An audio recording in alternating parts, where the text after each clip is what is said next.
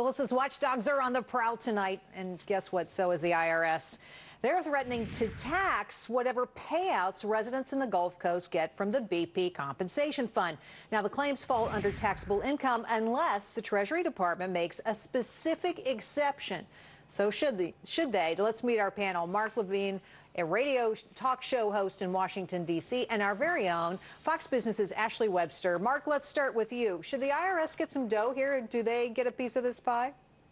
Well, remember, the pie wouldn't have happened if it hadn't been for President Obama. Two-thirds of Republicans condemned it, called it Chicago-style politics. So there wouldn't be a fund anyway. Thank you, Mr. President. Now that there is a fund, it has to go by ordinary law. If people are suing for damages, they would have to pay taxes out of that lawsuit. They'd have to pay lawyers as well. I'm okay, by the way, if you want to make BP pay these taxes, but I'm not okay with increasing the deficit.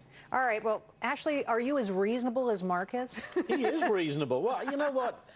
I've got a feeling about this. It's so confusing. We had the same problem after the tornadoes, after Katrina. People took in all this money. Interesting article who got his first check of $2,500 from BP, paid off all his bills and managed just to get enough for groceries for his family. Now you're going to come in and say, oh, can I have $400 back? I don't think that's fair. It's not fair. Should be an exception. Well, you know what's interesting about it, though, is if you get unemployment checks, for example, you also pay taxes on that. Yeah, you do. That's true. So I like Mark's idea. Let BP pay for it. All right. Residents We agree. Yeah. Shocking on the panel to find agreement. Residents, maybe a first time.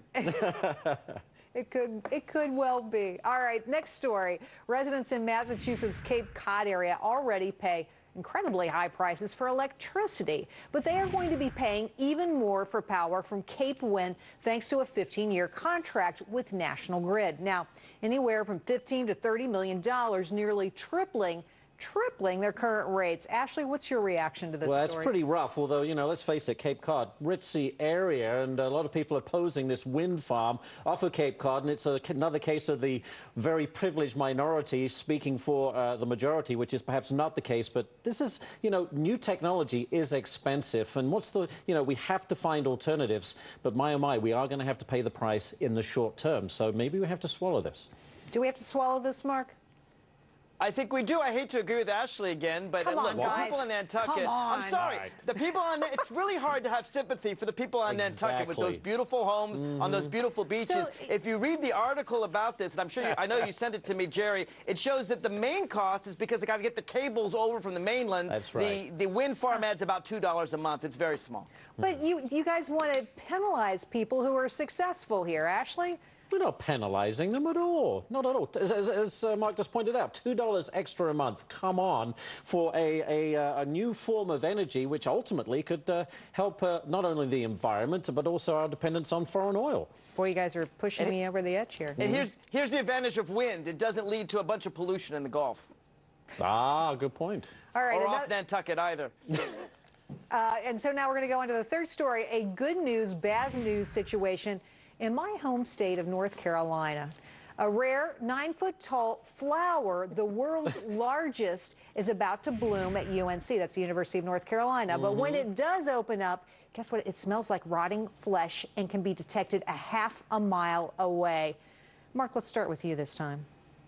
I think it's great. I think it's great to show American school kids and UNC all the wonders of nature. This is the largest blooming flower in the world. It's extremely rare, and it comes from Sumatra, I believe. It's like 9 foot tall, and it happens to smell terrible. So what? I bet you there are a bunch of kids going to come there just to smell how terrible it smells. Yeah, definitely a cool factor. Take it down to Congress and let it bloom there, and give the lawmakers an opportunity to get a real sense of what the public thinks about their massive government spending. Really is. Mark, this isn't a bad idea. Maybe we set it up on the floor of the House of Representatives, and so then they stop passing all these bills, and maybe our taxes go lower. What do you think?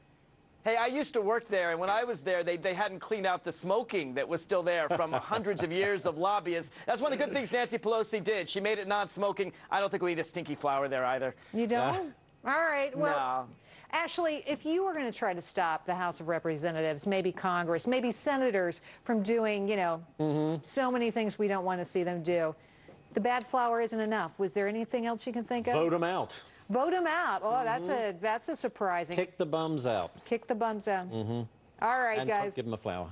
And then give them a stinky flower. All right, Mark and Ashley, thank you so much for helping us out. When we come back, I'll give you my 2 cents on the first member of Team Obama to jump ship. Why now? To make it through the night.